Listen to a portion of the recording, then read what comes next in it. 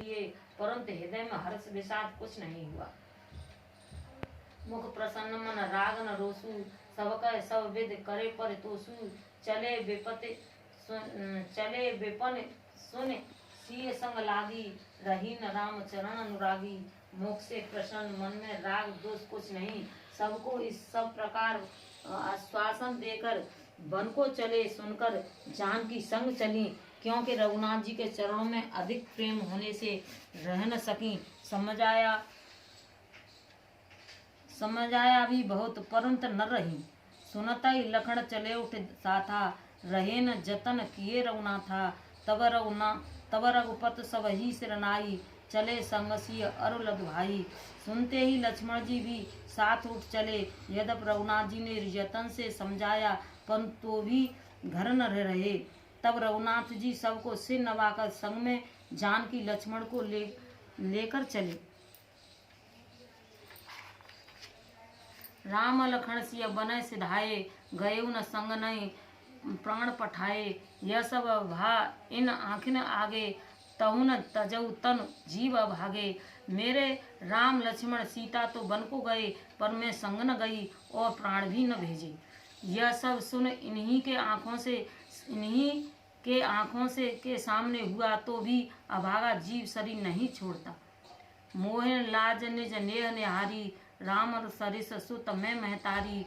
जेऊ मरेऊ भल भूपत जाना, मोर हृदय सत कुलिस समाना।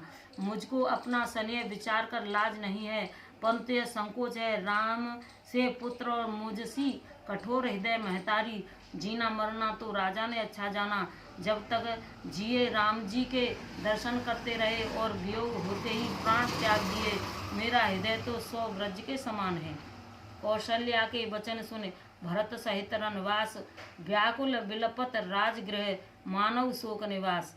कौशल्या के वचन सुनकर भरत और रनवास तथा राजघर के सब दास दासी व्याकुल होकर विलाप करने लगे, मानो वह राजगृह शोक का निवास है।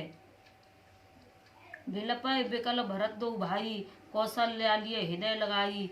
भांति अनेक भरत समझाए, कई विवेक वर वचन सुनाए। भरत और शशधन दोनों भाई व्याकुल होकर विलाप करने लगे। तब कौशल्या ने हृदय से लगा लिया, अनेक भांति से भरत जी को समझाया और ज्ञान के सुंदर वचन कहे। भरतऊ मातु सकल समझाई, कहे पुराण सुत कथा सुहाई। छल विहीन सुच सरल सुवानी, बोले भरत जोर युग पानी। भरत जी ने पुराण श्रुति आदि की सुंदर कथा कहकर सब माताओं को समझाया।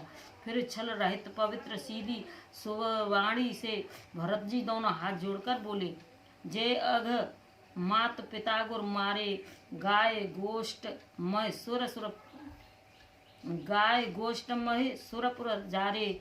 जय अघ सिय बालक बद कीने, मीत महीपत माहुर दीने। जो पाप माता पिता गुरु के मारने, गौशाला ब्राह्मणों के पुरग्राम और मंदिर जलाने से होते हैं, सो पाप स्त्री तथा बालक के वध से और मित्र तथा राजा को विष देने से होते हैं। जे पातक उत्पातक अहि, कर्म वचन मन भव कब कही। हे पातक मोय होय विधाता, जोय होय मोर मन माता। जो ब्रह्म हत्या सुरपान चोरी आदि पातक और झूठ बोलना कपट करना इत्यादि उपपातक हैं, जो मन वचन कर्म से उत्पन्न होते हैं, ऐसा कवि कहते हैं। हे माता, वे सब पातक विधाता मुझे लगावे, जो श्री रामचंद्र जी को वन भेजने में मेरा मत हो। जे पर हरेव चरण, भजेव भूतगण घोर। तिनकी गति मोय देव विद, जो जन निमत मोर। सियापति राम जय जय राम। जो विष्णु और शिव जी के चरणों को त्याग कर घोर भूत गणों की उपासना कहते हैं। हे माता, जो इस काम में मेरा मत हो, तो मुझे विधाता उन भूत उपासकों की गति दे। बेचै वेद धर्म दुई लेही, पीयूषण पाय पाप कह देही। कपटी कुटिल कलह प्रिय क्रोधी, वेद विदूषक विषय विरोधी।